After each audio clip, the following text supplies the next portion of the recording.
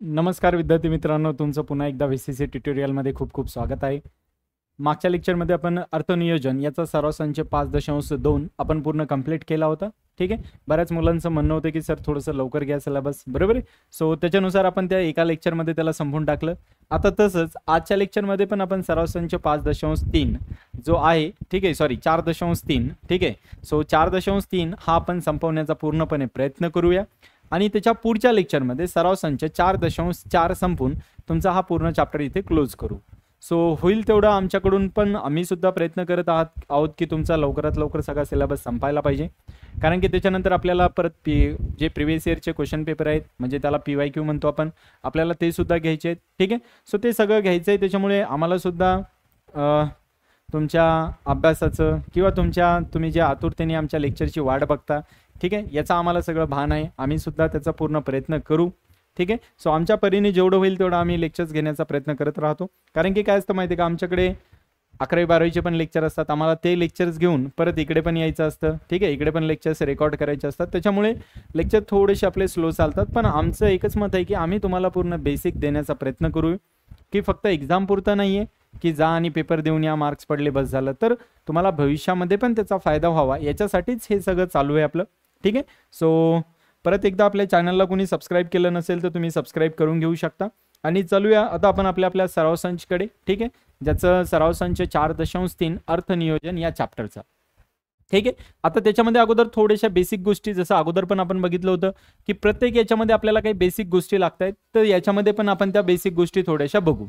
याच्यात काय सांगितलं बरं, की मुख्य मुद्दा बचत आणि गुंतवणूक. म्हणजे जसं आपण बऱ्याच वेळेस सांगितलं होतं सुरुवातीला पहिल्या लेक्चरमध्ये बघा, की बचत सेव्हिंग वगैरे करतात. कुणी कुठं करतं बरं, कुणी बँकमध्ये करतं, कुणी अजून काय करतं, शेती घेतं, कुणी प्लॉट घेतं, अशा वेगवेगळ्या बचत केल्या जातात. बरोबर आहे. मग तसं आपली जी बचत आहे ती बचत कशासाठी करतो बरं, जसं की बघा की आपल्यावर कधी आरोग्य समस्या किंवा आर्थिक संकट येऊ शकतं.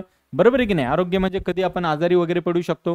हॉस्पिटलला तुम्हाला पण माहिती आहे भरपूर पैसा लागतो. बरोबर आहे की नाही. किंवा एखादं आर्थिक संकट येऊ शकतं. अशा वेळी संचय व गुंतवणूक उपयोगी पडते. म्हणजे आपण जी गुंतवणूक केली ती त्यावेळेस आपल्याला काय होते, फायद्याची होते. बरोबर आहे. सो त्यामुळे पैसे फक्त वाचवण्यापेक्षा त्याची योग्य गुंतवणूक अधिक महत्त्वाची. म्हणजे समजा फॉर एक्झाम्पल आपल्याकडे 10 लाख रुपये आहेत आणि आपण ते 10 लाख रुपये जर घरात तसेच ठेवले तर ते इन्क्रीज होणार नाहीत, म्हणजे वाढणार नाहीत. बरोबर आहे. याच्यासाठी त्याला कुठेतरी योग्य ठिकाणी तुम्हाला गुंतवणूक करावी लागेल. जसं की बँकेत करा, पोस्टमध्ये करा, बरोबर आहे, किंवा एखादी जागा घ्या किंवा कुठल्या तरी एखाद्या बिझनेसमध्ये टाका. सो योग्य तुम्हाला गुंतवणूक करावी लागेल. बरोबर आहे की नाही. सो त्यावेळेस तुमचा जो पैसा आहे तो वाढेल. अदरवाईज काय होईल बरं, तो पैसा तुमचा तिथेच राहील. 20 लाख असेल, 10 लाख असेल तर तो तेवढाच राहणार आहे. पण जर बँकेत टाकला तर तो 10 लाखाचा काही दिवसानंतर ॲटलिस्ट 11 लाख 12 लाख काहीतरी होईल. बरोबर आहे. पण थोडाफार का होईना पण तो वाढेल. म्हणजे याचा अर्थ त्याची योग्य गुंतवणूक तुम्हाला करावी लागेल. बरोबर आहे. मग तशी गुंतवणूक कुठं कुठं करता येते, आपल्याला त्या गुंतवणुकीचे वेगवेगळे मार्ग बघायचे. ठीक आहे. जसं की तुम्ही बघितलं असेल बघा, की म्युच्युअल फंड वगैरे असतं. बऱ्याच जणांना माहीत असेल, काही जणांना माहीत नसेल. तर हे शेअर मार्केटमधला एक प्रकार आहे. ठीक आहे. शेअर बाजार म्हणतो आपण त्याला. त्याच्यानंतर बघा शेअर्स आहेत, तुम्ही शेअर्स वगैरे पण घेऊ शकता. आता सध्या आपल्याला या शेअर्सचाच अभ्यास करायचा आहे. त्याच्यानंतर आहे बघा डिव्हिडंड्स वगैरे, म्हणजे शेअर्सवरती मिळणाऱ्या नफ्याचे वाटप. किंवा अजून काय बघा विविध प्रकारचे विमा, जसं LIC वगैरे आहे बघा, तुम्हाला माहित आहे, जिंदगी के साथ भी जिंदगी के बाद भी. सो LIC वगैरे आहे, किंवा जीवन विमा, आरोग्य विमा, ह्या सगळ्या प्रकारचे आहेत. त्याच्यानंतर बॉन्ड्स असतात बघा, निश्चित व्याजदर परतावे देणारी गुंतवणूक. म्हणजे बॉन्ड म्हणजे काय असतात, की तुम्हाला फिक्स तेवढा व्याजदर काय भेटणार आहे, वापस भेटणार आहे. त्याच्यानंतर PF म्हणजे निवृत्तीनंतर जे पेन्शन भेटतं आपल्याला. बरोबर आहे. अजून काय असतं बरं, मुदत ठेव म्हणजे फिक्स डिपॉझिट, जे आपण बँकेत वगैरे ठेवतो बघा. किंवा स्थावर मालमत्ता म्हणजे काय बरं, घर, जमीन इत्यादी. बरोबर आहे. किंवा रिकरिंग खाते म्हणजे महिन्याच्या महिन्याला ठराविक रक्कम भरायची बचत. ठीक आहे, योजना. आणि लास्ट वन आहे बघा आपल्याकडे दागिने. हे सगळ्यात जास्त भारतामध्ये चालतं. बरोबर आहे की नाही. दागिने जे आहेत हे सगळ्यात जास्त इन्व्हेस्ट केलं जातं भारतामध्ये. म्हणजे जर तुम्ही बघितलं ना, तर मला वाटतं जगातलं अर्ध जे सोनं आहे ना, ते मला वाटतं आय थिंक भारतामधल्या ज्या लेडीज आहेत, बाया आहेत, बरोबर आहे, म्हणजे त्या लेडीज त्यांच्याकडेच अर्ध मला वाटतं सोनं असायला पाहिजे. कारण बघा ना, सोनं सगळ्यात जास्त भारतातच घेतलं जातं. दसरा असेल, दिवाळी असेल, किंवा कुठला पण शुभमुहूर्त असेल की लगेच आपण सोन्याची खरेदी करतो. म्हणजे मला तर आय थिंक वाटतं असं असायला पाहिजे की सगळ्यात जास्त सोनं भारताकडेच. बरोबर आहे की नाही. ठीक आहे. असो, आपण जाऊया आपल्या चॅप्टरकडे. त्याचं नाव मेन जे आहे आज आपल्याला पॉईंट बघायचा आहे तो आहे बघा शेअर्स. शेअर्स म्हणजे काय. ठीक आहे. तर बऱ्याच जणांनी ऐकलं पण असेल बघा, कुठं शेअर मार्केट कुणाचे तरी पैसे गेले, कुणीतरी त्यांचे पैसे घेऊन गेला, पळून गेला, बरोबर आहे. सो ते जे आहे ते शेअर मार्केट आहे. तर ते शेअर मार्केटमध्ये त्यांनी पैसे गुंतवले नाही, त्यांनी कुणाला तरी दिले आणि तो पळून गेला. हे काय आहे, तर तुम्ही स्वतः गुंतवणूक करा. ते वाले शेअर्स वेगळे असतात.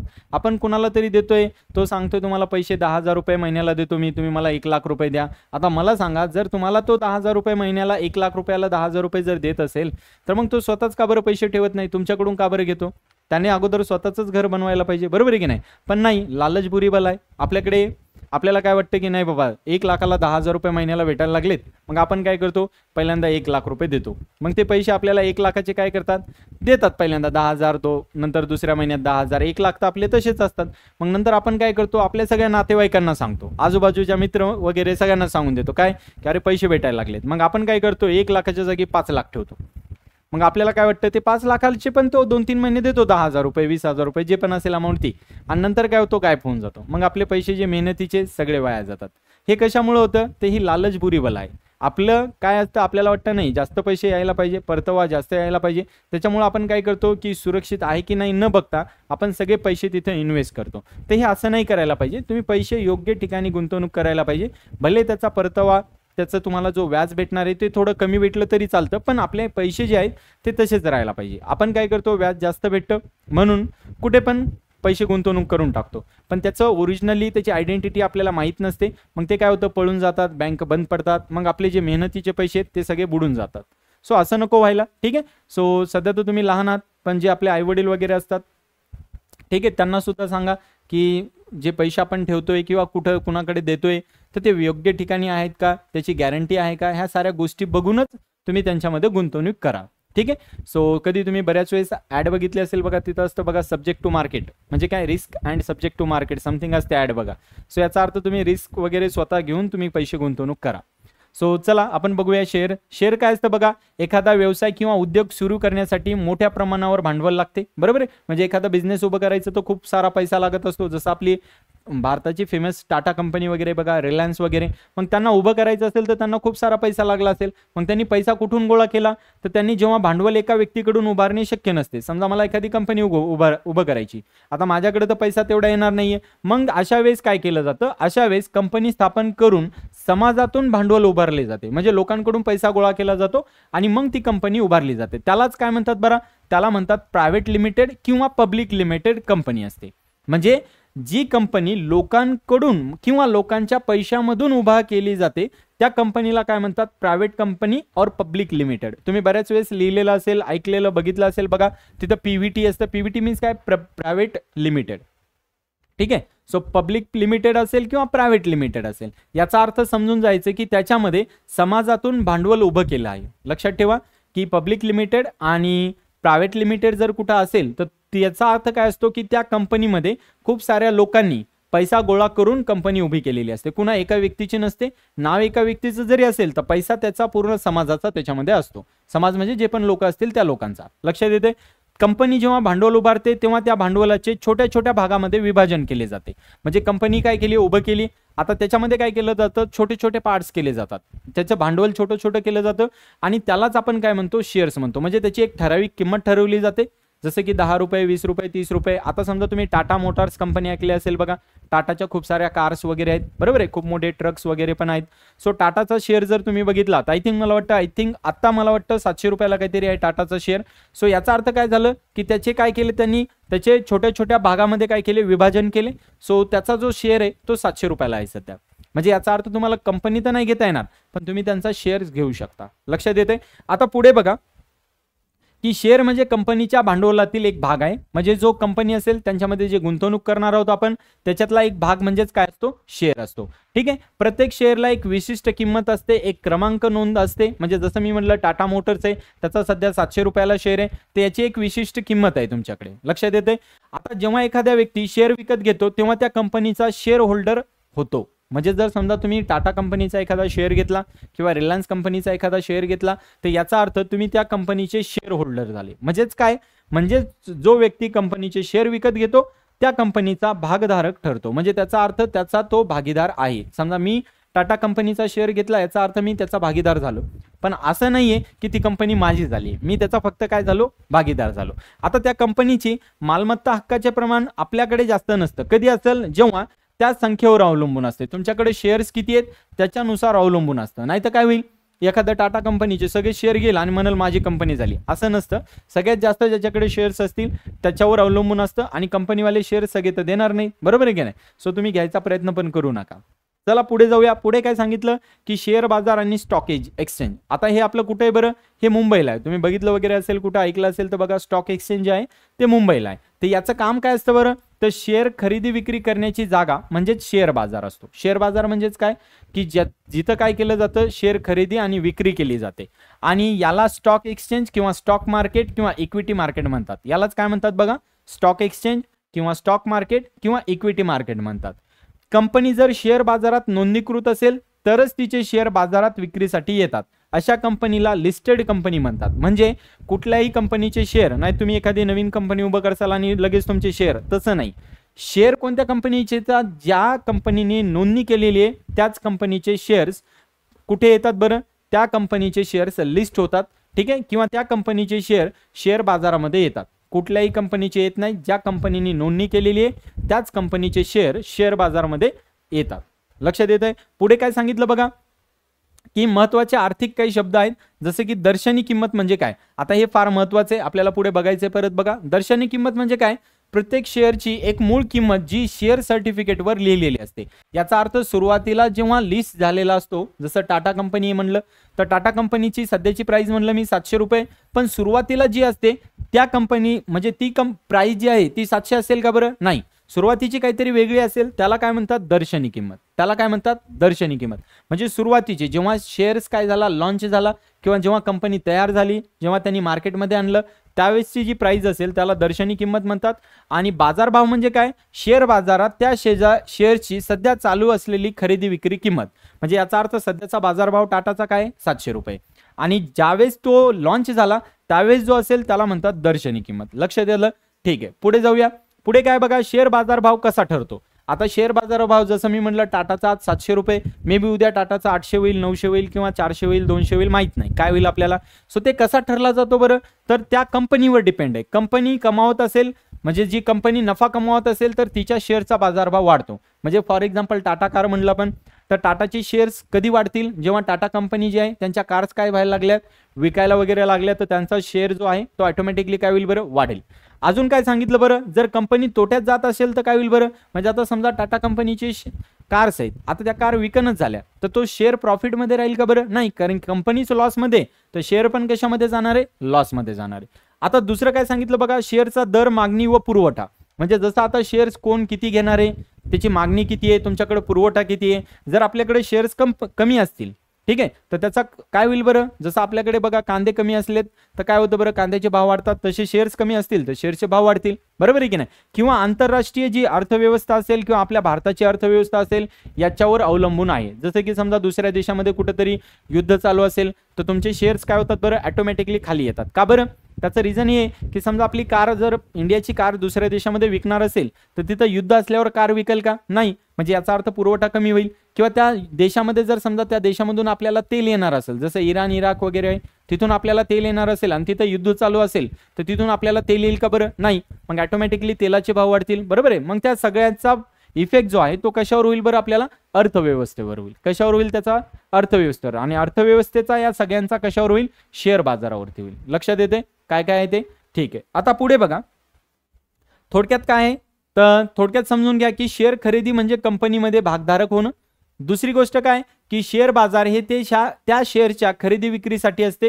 म्हणजे शेअर बाजार कशासाठी असतो, तो शेअर खरेदी करायचा आहे तुम्हाला, विक्री करायचा आहे, त्याच्यासाठी तुम्हाला शेअर बाजार हा अवेलेबल असतो. जसं आपल्याकडे कांदा वगैरे विकायचा असेल तर काय असतं बरं, मार्केट असतं, तसं शेअर खरेदी विक्री करायची असतील तर शेअर बाजार असतं. त्याच्यानंतर शेअरचे 2 दर असतात, एक दर्शनी किंमत आणि एक बाजारभाव म्हणजे सध्याची किंमत. दुसरं काय, शेअरची किंमत सतत बदलत असते, ती त्या कंपनीच्या कामगिरीवर, बाजाराच्या स्थितीवर अवलंबून असते. म्हणजे कंपनी चांगली जर चालली, विकायला लागला माल, तर शेअर्स ऑटोमॅटिकली काय होईल, वाढेल. त्याच्यानंतर जर बाजारावर जर सध्याची स्थिती, लोक कारच घेणं गेले, आपण कार तयार केल्या पण लोक घेण्याच गेले, तर आपला शेअर वाढेल का बरं, नाही वाढणार. सो हे सगळं त्याच्यावर डिपेंड आहे. त्याच्यानंतर बघा, की हे तुम्ही थोडंसं बघू शकता की मुंबईमधील जो शेअर बाजार आहे आपला बॉम्बे स्टॉक एक्सचेंज म्हणतो त्याला, आणि राष्ट्रीय शेअर बाजार आहे त्याला नॅशनल स्टॉक एक्सचेंज म्हणतात बघा. असे मुख्य दोन भारतातील बाजारभाव हे बाजार आहेत. त्याच्यामध्ये मुंबई शेअर बाजार हा आशियातील सर्वात जुना व राष्ट्रीय बाजार आहे. हा भारतातील सर्वात मोठा शेअर बाजार आहे. ठीक आहे, हे याच्यामुळे सांगतोय कारण थोडंसं आपल्याला माहित पाहिजे की भारताचा शेअर बाजार कुठे आहे, तो कुठे आहे बरं, मुंबईला आहे. लक्षात येतं, आणि सगळ्यात जुना आणि सगळ्यात मोठा आहे. त्याच्यामध्ये निफ्टी, सेन्सेक्स वगैरे हे सगळे वर्ड असतात. सो हे तुम्ही बघू शकता वेबसाईटला वगैरे जाऊन. तसं बघायला गेलं तर फार इंटरेस्टिंग आहे, बट आता तुमचं मत आहे थोडंसं सर फास्ट घ्या, सो आपण थोडंसं फास्ट घेतोय. आता त्याच्यानंतर जो मेन महत्त्वाचा पॉईंट आहे बघा, ते आहे दर्शनी किंमत, ज्याच्यावर आपल्याला क्वेश्चन विचारले जाणार आहेत, आणि बाजारभाव. आता बघा, जर बाजारभाव जास्त असेल दर्शनी किंमतपेक्षा तर त्याला म्हणतात की तो शेअर अधिमूल्यावर आहे. अधिमूल्यावर म्हणजे काय, की share is at a premium. लक्षात येतं का, जर बाजारभावची किंमत दर्शनी किंमतपेक्षा कशी असेल, जास्त असेल तर. जर बाजारभाव आणि दर्शनी किंमत सारखी असतील तर त्याला म्हणतात सममूल्यावर आहे. आणि जर बाजारभाव दर्शनी किंमतपेक्षा कमी असेल तर त्याला म्हणतात शेअर अवमूल्यावर आहे. लक्षात ठेवा हे 3 शब्द. ठीक आहे, शेअर अधिमूल्यावर कधी असेल, जेव्हा बाजारभाव जास्त असेल, कुणापेक्षा, दर्शनी किंमतपेक्षा. जर बाजारभाव आणि दर्शनी किंमत सारखी असेल तर सममूल्यावर आहे, आणि जर बाजारभाव दर्शनी किंमतपेक्षा कमी असेल तर शेअर कशावर आहे, अवमूल्यावर आहे. लक्षात येते. सो ह्या 3 कन्सेप्ट लक्षात ठेवायच्या तुम्हाला, आणि याच्यावरून आपल्याला पुढचा सराव संच सोडवायचा आहे. ठीक आहे, आता बघा दर्शनी किंमत त्यांनी एक उदाहरण दिले 10 रुपये आहे. बाजारभाव त्याचा ठीक आहे 15 रुपये असेल तर त्या शेअरचा अधिमूल्य किती असेल बरं. म्हणजे दर्शनी किंमत म्हणजे काय झाली बरं, दर्शनी किंमत म्हणजे ज्यावेळेस तो शेअर काय होता, लॉन्च झाला त्यावेळेस, आणि बाजारभाव म्हणजे काय, सध्याची किंमत. तर त्याच्यातून त्याला फक्त काय करायचे, तुम्हाला वजा करायचे, म्हणजे तुम्हाला ते काय भेटेल, त्याचं प्रीमियर. लक्षात येते. ठीक आहे, आता जाऊया आपण पुढे. आणि हे पण एक लक्षात ठेवा की तुम्हाला जो शेअर दिलेला असेल तो शेअर एका शेअरची प्राइस दिली असेल. लक्षात येतं का, एका शेअरची प्राइस 120 रुपये असेल तर तुम्हाला 50 शेअरची किती असेल तर तुम्हाला त्यांचा गुणाकार करावा लागेल. लक्षात येते का, फक्त तुम्हाला एका शेअरची प्राइस दिलेली असेल तर तुम्हाला सांगितलं एका शेअर 100 रुपयाला घेतला आणि मी 50 शेअर्स घेतले, तर तुम्हाला काय करावं लागेल, 100 गुणिले 50 करावं लागेल. ही एक गोष्ट लक्षात ठेवा, पुढचा जो सराव संच सोडवायचा आहे त्याच्यासाठी. लक्षात येते. चला मग आपण सराव संचकडे जाऊया. 4.3 काय सांगतो बघा, की पुढील तक्ता योग्य संख्या किंवा शब्द लिहून पूर्ण करा. आता बघा 100 रुपये दर्शनी किंमत आहे. मूल्य प्रकार काय बरं, सममूल्य. सममूल्य याचा अर्थ काय बरं, जेवढी दर्शन किंमत आहे तेवढीच काय असेल बरं, बाजारभाव किंमत असेल, म्हणजे तो पण किती असेल, 100 रुपयाला. आता अधिमूल्य म्हणजे काय बरं, अधिकचा. आता 500 रुपये जास्त आहे याचा अर्थ त्याची दर्शनी किंमत किती असायला पाहिजे बरं, 75 रुपये. कारण की दर्शनी किंमत 75, अधिमूल्य 500 म्हणजे 500 नी जास्त आहे, याचा अर्थ टोटल किती झालं बरं, 575. आता इथं काय दिलं बरं, दर्शनी किंमत जास्त दिली आणि बाजारभाव कसा दिलाय बरं, कमी.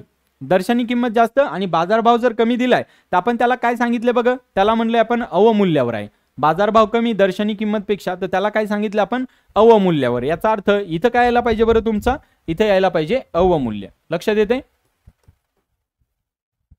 म्हणजे याचा अर्थ ज्यावेळेस ती कंपनी तयार झाली आहे त्यावेळेस त्याची 10 रुपये प्राइस होती, पण सध्याला किती रुपये प्राइस आहे बरं, 5 रुपये. याचा अर्थ ते 5 रुपयांनी तो शेअर आहे काय झाला बरं, कमी झालाय. कमी झाला याचा अर्थ 5 रुपये त्यांना काय झालाय, सध्या लॉस आहे. लक्षात येते.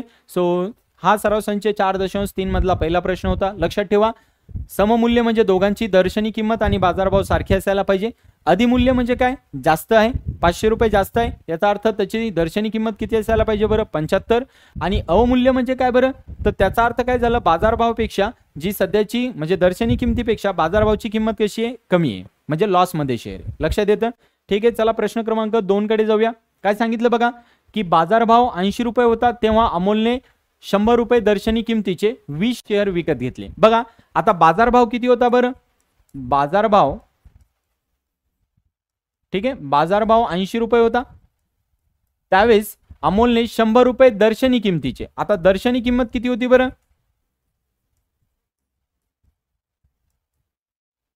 दर्शनी किमतीचे किती, 50 शेअर. दर्शनी किंमत किती होती, 100 रुपये. लक्षात येतं. बाजारभाव 80 रुपये, दर्शनी किंमत किती आहे बरं, 100 रुपये. ठीक आहे, तर 50 शेअर विकत घेतले तर त्या वर्षी कंपनीने 20% लाभांश दिला. तर त्याला किती टक्के लाभांश दिला बरं कंपनीने, 20%. तर गुंतवणुकीवर मिळालेला परताव्याचा दर काढा. तर आपल्याला गुंतवणुकीवर मिळालेला जो परताव्याचा दर आहे तो आपल्याला काय करायचा आहे, काढायचा आहे. सिंपल आहे. लक्षात ठेवा, त्यांनी किती शेअर्स घेतले बरं, 50 शेअर्स घेतले. बरोबर आहे. बाजारभाव किती होता बरं त्याचा, 80. बरोबर आहे. याचा अर्थ काय करावं लागेल, 80 गुणिले काय करावं लागेल बरं, 50. लक्षात येतं, कारण की बाजारभाव म्हणजे काय, सध्याची किंमत ना. तर सध्याच्या किमतीला त्यांनी किती रुपयाला शेअर घेतले, 80 रुपयाला. आणि किती शेअर्स घेतले बरं, 50 शेअर्स घेतले. लक्षात येते. सो 80 गुणिले 50 किती येईल बरं, 8 पंचे 40 आणि वर 2 शून्य. याचा अर्थ त्याने 4000 रुपयाचे शेअर्स घेतले.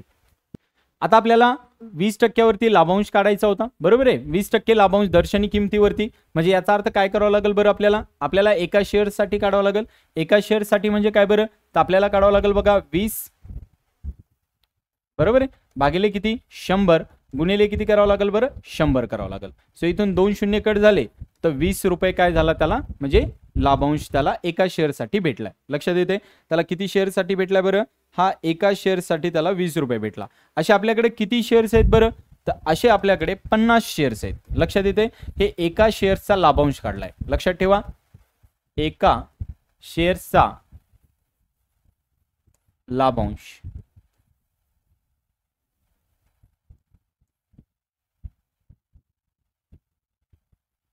ठीक आहे, एका शेअरचा काय लाभांश. तर 50 शेअरचा किती असायला पाहिजे बरं, 50 शेअरचा असायला पाहिजे 5 दोन्ही 10 म्हणजे 1000 रुपये. लक्षात येते. सो याचा अर्थ काय झालं, त्याने 4000 गुंतवले पण त्याला 1000 रुपये काय झालं बरं, इथे प्रॉफिट झालं. लक्षात येते. 1000 रुपये काय झालं त्याला इथे प्रॉफिट झालं. आता त्यांनी काय सांगितलं बरं, तर मिळालेल्या परताव्याचा दर काढा. आता परताव्याचा दर कसा काढतात बरं, तर सिंपल आहे. काय करायचं बघा, त्याला किती रुपये प्रॉफिट झालं बरं, 1000 रुपये. तर 1000 रुपये आणि कितीवर भेटलं बरं, हे 4000 रुपयावर.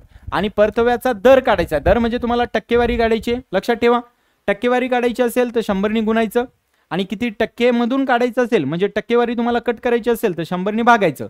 आणि उत्तर जर टक्केवारीमध्ये असं पाहिजे तर काय करायचं, 100 गुणायचं. लक्षात येते.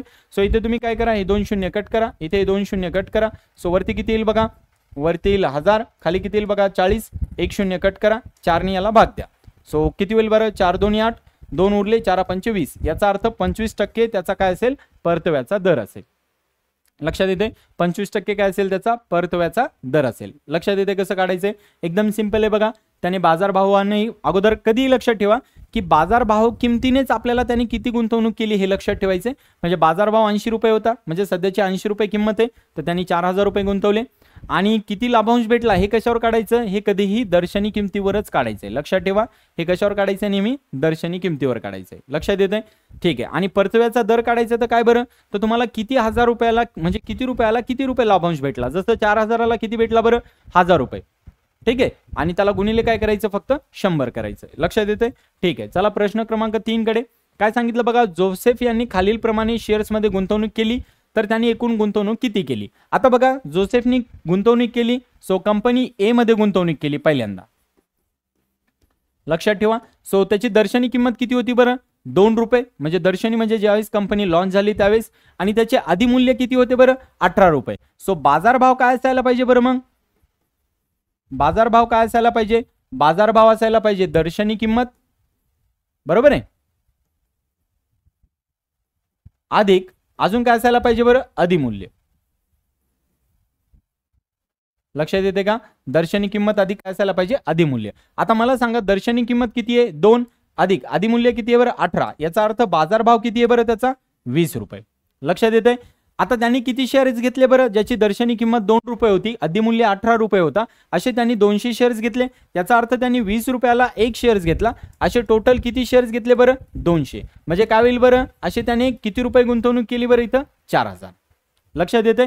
आता बी याने काय केलं बरं, बाजारभाव 500 रुपयाचे, पण किती शेअर्स घेतले, 45. म्हणजे बाजारभाव, आता बी साठी काय करावं लागेल बरं, बाजारभाव किती आहे, बाजारभाव जी आहे ते तुम्हाला सांगितलं त्यांनी 500 रुपये. आणि किती शेअर्स घेतले बरं, त्यांनी शेअर्स घेतले 45. म्हणजे एका शेअरची बाजारभाव किंमत 500 रुपये, त्यांनी 45 शेअर्स घेतले. इथं पण काय होईल बघा, हे 2 शून्य, 5 5 25, बरोबर आहे. हातचे आले 5, 5 चोक 20, 20 आणि 5 किती होतील, 25. लक्षात येते. सो एक मिनिट, इथं चुकलं थोडंसं. 5 5 25 ला 5, हातचे आले 2, 5 चोक 20, 20 आणि 2 किती होतील, 22. सो 22,500 यायला पाहिजे. लक्षात येते. त्याच्यानंतर बघा, बाजारभाव किंमत 10,540 आहे, पण त्यांनी शेअर्स किती घेतला बरं, त्यांनी शेअर्स घेतला एकच, बरोबर आहे. सो त्यांनी शेअर्स किती घेतलाय, लक्षात ठेवा, एकच घेतलाय. म्हणजे 10,540 गुणिले 1, म्हणजे त्यांनी गुंतवणूक किती केली बरं, इथं 10,540. म्हणजे लक्षात ठेवा, त्याने पहिल्या याच्यात किती गुंतवणूक केली, पहिल्या कंपनीमध्ये त्यांनी 4000 एवढी गुंतवणूक केली. दुसऱ्या कंपनीमध्ये त्यांनी 22,500 एवढी गुंतवणूक केली आणि तिसऱ्या कंपनीमध्ये त्यांनी 10,540 एवढी गुंतवणूक केली. मग टोटल त्यांनी किती गुंतवणूक केली बरं? तर काय करावं लागेल, या सगळ्यांची तुम्हाला बेरीज करावं लागेल. लक्षात येते, या सगळ्यांची तुम्हाला काय करावं लागेल, बेरीज करावं लागेल. दुसरं कोण आहे बघा, 0,0,5,2,2. तिसरं कोण आहे बरं, 0,4,5,0 आणि 1. यांची जर बेरीज केली तर किती होईल बरं, 5 आणि 5 10 शील 0, हातचा आला 1, 4 आणि 2 6 आणि 1 7 आणि 2 आणि 1 3. सो 37,040 रुपये त्यांनी पूर्ण गुंतवणूक केली. लक्षात आलं. प्रश्न काला काय सांगितलं बरं, की जोसेफ यांनी खालील प्रत्येक वेगवेगळ्या कंपनीत गुंतवणूक केलेली आहे. सध्या इथं काय केलं होतं बघा, दर्शनी किंमत 2 रुपये दिली होती आणि अधिमूल्य 6 दिलं होतं. तर बाजारभाव काय असते बरं, दर्शनी किंमत अधिक अधिमूल्य असतं. दर्शनी किंमत 2, अधिमूल्य 18. म्हणजे तुम्हाला कोणतीही शेअर्स घ्यायचे असतील तर कोणते घ्यावे लागतील बरं, बाजारभाव किमतीनेच घ्यावं लागतील. दुसऱ्या किमतीने घेता येतील का, नाही. सो बाजारभाव किमतीनेच घ्यायचे आपल्याला शेअर्स. सो बाजारभाव किमतीने घ्यायचे असतील तर आपल्याला बाजारभाव तर दिला नाही, आपल्याला अधिमूल्य आणि काय दिले बरं, दर्शनी किंमत. मग त्यांची बेरीज केली तर काय आली, आपल्याला बाजारभाव आली. मग एका शेअरची किंमत 20 रुपये, त्याने असे किती शेअर्स घेतले, 200, तर त्यांचा गुणाकार केला. लक्षात आलं. पुढे काय सांगितलं बघा, की 500 रुपये असलेल्या, आता त्यांनी काय केले बरं, 500 रुपये असलेल्या 45 शेअर्स घेतले. मग आता 500 रुपये असलेले 45 शेअर्स म्हणजे 500 गुणिले काय करावं लागेल, 45. आणि शेवटी काय सांगितलं, 10,540 रुपये असलेला त्यांनी 1 शेअर्स घेतला. सो तेवढे त्याच्यात काय करावं लागतील, ऍड करावं लागतील. लक्षात येते. सो त्यांनी एकूण गुंतवणूक जी केली ती 37,040 केली. तुम्ही डायरेक्ट लिहू शकता तिथे, ते काय मी लिहून देत नाही, तुम्ही लिहित राहा. ठीक आहे. त्याच्या पुढच्या प्रश्नामध्ये काय दिले बरं, की श्रीमती देशपांडे यांनी 20,000 रुपये गुंतवणूक 5 रुपये दर्शनी किमतीचे शेअर्स 20 रुपये अधिमूल्य देऊन घेतले. आता बघा, याच्यात बाजारभाव हा शब्द आहे का बरं, नाही. मग सगळ्यात अगोदर बाजारभाव किंमत काढायची. कधी पण लक्षात ठेवा, बाजारभाव किंमत काढायची. बाजारभाव कशी येईल बरं, तर दर्शनी किंमत, बरोबर आहे, दर्शनी किंमत अधिक काय घ्यावं लागेल बरं, अधिमूल्य. याचा अर्थ काय झालं बरं, दर्शनी किंमत किती दिली बरं तुम्हाला, 5 रुपये आणि अधिमूल्य किती दिले बरं, 20. म्हणजे टोटल किती रुपये, 25. याचा अर्थ बाजारभाव जे आहे ते किती आहे बरं तुमचा, 25 रुपये. बरोबर आहे. सो आता आपण प्रश्न समजून घेऊ. सगळ्यात अगोदर बाजारभाव काढला तर त्यांनी किती शेअर्स मिळवले. आता एका शेअरची किंमत किती आहे बरं, 25 रुपये. त्यांनी काय सांगितलं, की 20,000 रुपये गुंतवले. आता हे नाही सांगितलं की त्यांनी किती शेअर्स घेतले. आता काय सांगितलं त्यांनी, आता पैसे सांगितले, म्हणजे किती रुपये गुंतवले. आता किती गुंतवले बरं, 20,000. आता मला सांगा, अगोदर सांगायचे तुम्हाला की 10 शेअर्स घेतले, 20 शेअर्स घेतले, तर तुम्ही काय करायचे, त्याला गुणायचे. मग त्याला गुणल्यावर तुम्हाला काय कळायचं, की तुम्हाला किती रुपये म्हणजे गुंतवणूक तुम्ही केली ती. आता त्यांनी सांगितलंय गुंतवणूक किती केली, 20,000. आता त्यांनी हे विचारले तुम्हाला की त्याचं शेअर्स किती येतील. तर मग लक्षात ठेवा, ज्यावेळेस तुम्हाला किती गुंतवणूक विचारली, शेअर्स दिले तर गुणायचं. आणि ज्यावेळेस तुम्हाला गुंतवणूक दिली आणि शेअर्स विचारले तर काय करायचं बरं, त्याला फक्त भागायचं. म्हणजे 20,000ला कशाने भागायचं बरं, त्या शेअर्सनी भागायचं. लक्षात ठेवा, जर तुम्हाला शेअर्स दिलेत, 20 शेअर्स आहेत, 25 रुपये बाजारभावाने घेतले तर गुणायचं. आणि तुम्हाला सांगितलं असं गुंतवणूक केली 20,000, 40,000 आणि 25 रुपये बाजारभाव आहे, तर काय करायचं बरं, त्याला भागायचं. आता याने याला भागितलं तर काय होईल बघा, 25 एक 25, बरोबर आहे. आणि 25 8 किती होतील, 200. याचा अर्थ 800 रुपये, सॉरी 800 शेअर्स त्यांनी काय केले, गुंतवणूक केली. लक्षात आलं. 800 शेअर्स काय केले त्यांनी, गुंतवणूक घेतले. ठीक आहे. लक्षात आलं का. प्रश्न समजून घ्या. जर पैसे दिलेले असतील आणि तुम्हाला शेअर्स किती आहेत हे विचारले तर त्याला भाग द्यायचा. आणि जर तुम्हाला पैसे किती गुंतवले हे विचारलं तर त्याला काय करायचं, गुणायचं. लक्षात येते, 2 फरक लक्षात ठेवा. सो अशा प्रकारे तुम्हाला हा प्रश्न सोडवायचा होता. आता इथे पण तसंच दिले बघा, की शांतीलाल यांनी 100 रुपये दर्शनी किमतीचे 150 शेअर्स घेतले 120 रुपये बाजारभाव खरेदीने. आता बघा, इथं बाजारभाव दिलाय तुम्हाला, काय दिलाय बरं, इथं बाजारभाव दिलेला आहे तुम्हाला. आता मला सांगा, बाजारभाव किती दिलाय बरं, 120 रुपये. आणि किती शेअर्स घेतले बरं, 150. सो तुम्हाला कशाने काढावं लागेल बरं त्याची किंमत, बाजारभावनीच काढावं लागेल, दर्शनी किमतीने काढता येणार नाही. लक्षात ठेवा, तुम्हाला बाजारभाव किमतीनेच काढावी लागेल. काय दिले बरं, की 120 रुपये बाजारभावनी शेअर्स प्रत्येक किंमत, म्हणजे एका शेअरची किंमत किती होती, 120 रुपये. असे 150 शेअर्स घेतले. मग 150 शेअर्स घेतले तर पैसे किती गुंतवले सगळ्यात अगोदर बघावं लागेल. बरोबर आहे. सो याचा गुणाकार करा, 120 गुणिले काय, 150. तुम्हाला डायरेक्ट येत असेल तर डायरेक्ट पण करू शकता. कसं बरं, हे 2 शून्य तुम्ही वाढू शकता, हे 2 शून्य लिहायची गरज नाही. आता याला 2 गुणा, 2 पंचे काय होतील, 10, हातचा आला 1, बरोबर आहे. त्याच्यानंतर किंवा 12 गुणू शकता, 12 पंचे 60, हातचा आला 6, बरोबर आहे. आणि 12 1 12, 12 आणि 6 किती होतील बरं, 18. म्हणजे किती गुंतवणूक केली त्यांनी? 18,000 रुपये. लक्षात येते? त्यांनी गुंतवणूक किती केली बरं? 18,000 रुपये गुंतवणूक केली. किती? ज्यावेळेस ज्याचा बाजारभाव 120 रुपये होता आणि ज्याची शेअर्सची किती क्वांटिटी होती बरं? 150 रुपये. आता त्यांनी काय सांगितलं? नंतर 60% लाभांश भेटला. किती टक्के लाभांश दिलाय बरं? 60%. मग याच्या अगोदरच आपण प्रश्न काढला होता बघा की लाभांश जो असतो तो कशावर काढायचा असतो? तो दर्शनी किमतीवर काढायचा असतो. सो 60% लाभांश दिलाय, याचा अर्थ काय करावं लागेल बरं? गुणिले, बरोबर आहे, 60% म्हणजे 7 भागिले किती करावं लागेल? 100. आणि कशावर दिलाय बरं? हा दर्शनी किमतीवर. दर्शनी किंमत किती आहे बरं? 100 रुपये. याचा अर्थ हे कॅन्सल झालं तर किती रुपये येईल बरं? 7 रुपये. याचा अर्थ एका शेअर्स मागे त्यांना किती रुपये प्रॉफिट झालं बरं? 7 रुपये प्रॉफिट झालं. लक्षात येते? मग असे किती शेअर्स आहेत बरं त्यांच्याकडे? 150. मग काय करावं लागेल बरं? 7 गुणिले 150. लक्षात आलं? एका शेअर्सचा लाभांश, हा किती शेअरचा लाभांश आहे बरं? एका. आणि हे जे आले हे किती शेअरचं आहे बरं? 150 शेअरचं. तर गुणाकार करा. 7 0 0, 7 5 35, हातचे आले 3, 7 1 7, 7 आणि 3 10, म्हणजे 10,050 रुपये. सॉरी, 1,050 रुपये. याचा अर्थ त्यांना 60% लाभांशनी 18,000वर किती भेटले बरं? 1,050 रुपये. तर आपल्याला कोणते कोणते प्रश्न विचारले बरं त्यांनी? की गुंतवणुकीचा परताव्याचा दर किती? आता गुंतवणुकीचा परताव्याचा दर कसा काढला होता बरं आपण? आपल्याला किती लाभांश भेटला बरं? 1,050 रुपये. कशावर भेटला बरं? 18,000 रुपयावर.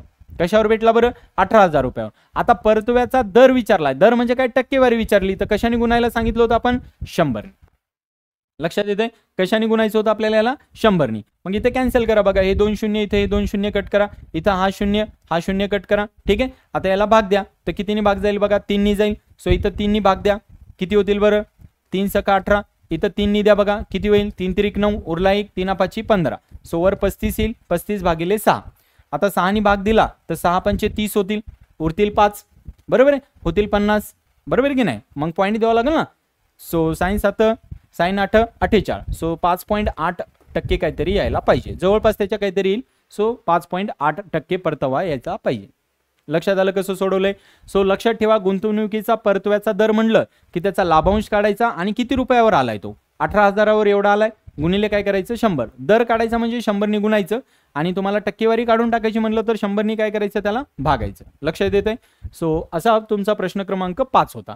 आता लास्ट प्रश्न क्रमांक आहे बघा. आय थिंक मला वाटतं 6 नंबरचा. याच्यामध्ये बघूया काय सांगितलं की खालीलपैकी कोणती गुंतवणूक फायदेशीर आहे? दोन्ही कंपनीच्या शेअर्सची दर्शनी किंमत समान आहे. बघा, दोन्हीच्या शेअर्सची दर्शनी किंमत कशी आहे बरं? समान आहे. त्यांनी सांगितलं कंपनी ए साठी बाजारभाव 80 असून लाभांश किती आहे बरं? 16%. आता मला सांगा, ए कंपनीसाठी बाजारभाव किती आहे बरं? बाजारभाव आहे तुमचा 80 रुपये. बरोबर आहे? आणि त्याचा लाभांश किती आहे बरं? 16%. आता बी कंपनीचा लाभांश किती आहे किंवा बाजारभाव किंमत किती आहे बरं? ते 120 रुपये बाजारभाव किंमत आहे. बरोबर आहे? आणि याचा किती टक्के आहे बरं? 20%. याचा किती आहे बरं? 20%. लक्षात ठेवा, प्रश्न नीट समजून घ्या काय सांगितलंय. सगळ्यात लास्टचा प्रश्न आहे. बऱ्याच वेळेस एक्झामला विचारला जाऊ शकतो की खालीलपैकी कोणती गुंतवणूक फायदेशीर आहे? दोन्ही कंपनीच्या शेअरची दर्शनी किंमत समान आहे. ठीक आहे. कंपनी ए साठी बाजारभाव 80 रुपये, लाभांश 16% आणि कंपनी बी साठी बाजारभाव 120 रुपये असून लाभांश किती आहे बरं? 20%. तर तुम्हाला त्यांनी विचारलं की खालीलपैकी कोणती कंपनीची गुंतवणूक फायदेशीर असेल, म्हणजे कंपनी ए की कंपनी बी. आता तुम्ही बघायला गेलं तर याचा लाभांश जो आहे तो किती आहे बरं? 20% आणि याचा लाभांश किती आहे बरं? 16%. तर बऱ्याच वेळेस आपल्याला काय वाटतं त्याचा 20 आहे, याचा अर्थ काय झालं बरं? त्याची गुंतवणूक जास्त फायदेशीर आहे, असं नाहीये. तर आपल्याला त्या कंपनीची प्राइस पण बघावं लागेल ना. 80 रुपये, इथे किती आहे बरं? 120 रुपये. सो आपल्याला हे पण सगळं काय करावं लागेल? बघावं लागेल. लक्षात येतं काय करायचं ते? मग आता याला फक्त सोडवा. कसं सोडवता येईल बरं? तर तुम्हाला 80 रुपये कशावरती आहे बरं? 16% कशावरती आहे तुम्हाला? 80 रुपयावर. 80 रुपये काय बरं? त्याची लाभांश किंमत आहे. लक्षात येते? त्याला गुणिले काय करावं लागेल बरं? आपल्याला 100 करावं लागेल. सो याने इथं कॅन्सल करा बघा. सो 160 येईल. 16 गुणिले 10 आणि त्याला भागिले 8 आहे. याला जर भाग दिला तर किती येईल बरं? इथं 20% येईल. लक्षात येतं? कारण त्यांनी लाभांश विचारलाय ना आपल्याला, तर काय करावं लागेल? टक्केवारी काढावं लागेल. सेम इथं करा बघा. इथं काय करावं लागेल बरं? वरती किती घ्यावं लागेल? 20% भागिले 120 गुणिले काय करावं लागेल बरं? 100. याला सोडवलं तर हे 0 इथे कॅन्सल होईल बघा. बरोबर आहे? याला जर 2नी भाग दिला तर कितीचा भाग जाईल किंवा याचा गुणाकार केला तर इथे किती होईल बरं? 200 भागिले 12. जर 12 याला भाग दिला तर 12 × 12 बरोबर आहे, 8 उरले झाले 80 बरोबर आहे, 12 सख्खी 72. सो 16% काहीतरी यायला पाहिजे जवळपास. मग मला सांगा हा किती आला 20%, हा किती आला 16%. मग कुणाचा जास्त लाभांश म्हणजे परतावा कुणाचा जास्त असायला पाहिजे बरं, ए चा, कारण की बी मध्ये तर किती परतावा भेटायला आपल्याला फक्त 16% आणि ए मध्ये किती भेटायला लागला बरं आपल्याला 20%. लक्षात येते. प्रश्न नीट समजून घ्या. आणि काय सांगितलं काढायला तुम्हाला, 2 कंपन्या सांगितल्या, त्याच्यामधली कोणती फायदेशीर असेल हे विचारले. सो कंपॅरिझन करा आणि त्याच्यानुसारच त्याला सोडवा. लक्षात येते. सो अशा प्रकारे तुमचा जो सराव संच होता, ठीक आहे, 4.3 हा इथे संपला. नेक्स्ट लेक्चरमध्ये आपण सराव संच 4.4 घेण्याचा प्रयत्न करूया. त्याच्यामध्ये पण होईल तेवढं शक्यतो एका लेक्चरमध्ये संपवण्याचा प्रयत्न करू. पण प्रॉब्लेम काय असतो माहिती आहे का, एका लेक्चरमध्ये संपवायचा प्रयत्न केला तर मग आपल्याला खूप सारे अडथळे येतात. बऱ्याच वेळेस काय होतं की ते थेरी व्यवस्थित सांगता येत नाही, मग थेरी न सांगितल्यामुळे मग तुम्हाला प्रश्न कळत नसतात. ठीक आहे. सो हे खूप सारे अडथळे येऊ शकतात. त्याच्यामुळे मी शक्यतो जनरली काय सांगत असतो तुम्हाला की तुम्ही पूर्ण डिटेलमध्ये अभ्यास करा. ठीक आहे. उगाच शॉर्टकटच्या नादी लागू नका, नंतर आपल्याच त्याचा लॉस होतो. सो भेटूया नेक्स्ट लेक्चरमध्ये पुढचा सराव संच घेऊन. तोपर्यंत धन्यवाद. Thank you so much.